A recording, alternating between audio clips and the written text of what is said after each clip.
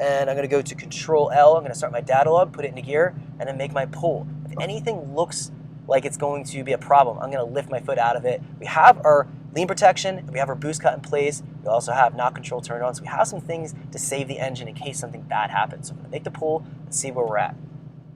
So Control L, start our log, and let's start our pull here.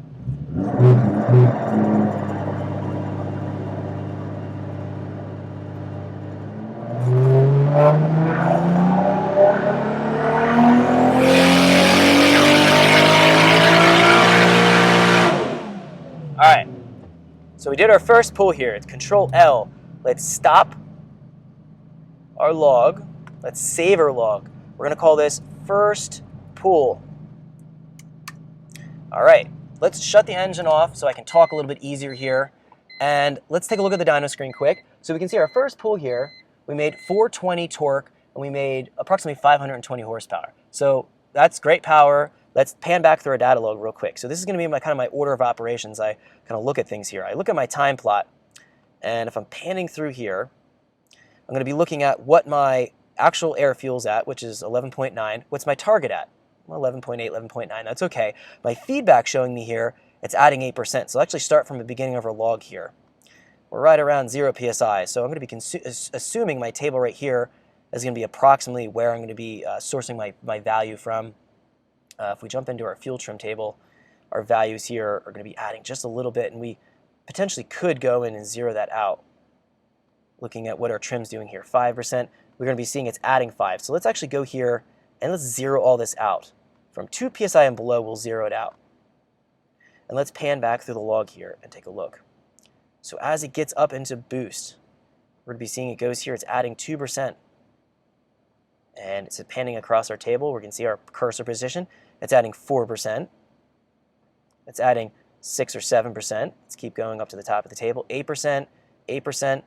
Okay, so let's go here and see with a point where it starts to add a little bit. Now, pay attention to our target lambda and our target lambda here and our actual lambda and their feedback. So just so you know what's going on here, I'm looking at my feedback. It's looking at how much it's having to add to hit to that target. Now I'm going to be able to use this amount here and tweak my values here. So I'm going to be making a broad change. I'm going to be assuming at this point, around 5,000, we can see our cursors here. I'm going to grab my table right here, and I'm just going to go and hit plus.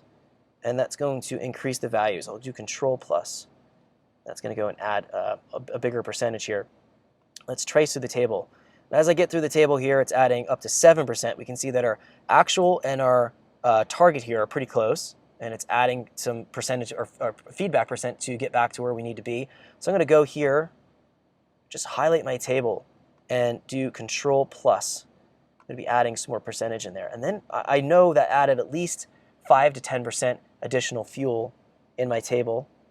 So I'm just going to grab the values here from 10 psi and lower, and I'm going to go hit V and vertically interpolate and just blend that in.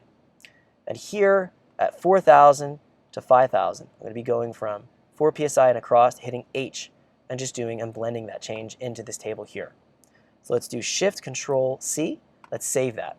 So now my table here has, or should be, if I go right through that pool again, we should be finding that the fuel should be not adding 8%. It should be pretty much 0 or close to 0. We've went in and just tweaked the values here. Again, I have not changed the values in my main VE table because these values are going to represent what I'm going to be considering approximately 0 psi. So 100% throttle in my naturally aspirated engine would be 0 psi. This table is going to be adding and accounting for the additional pressure above my 100% throttle here. So I hope that makes sense how I'm going through and doing this. So let's take a look at some other things and pan through our data log. Let's jump into our ignition timing. And we can see here, looking through our ignition timing, looks like we're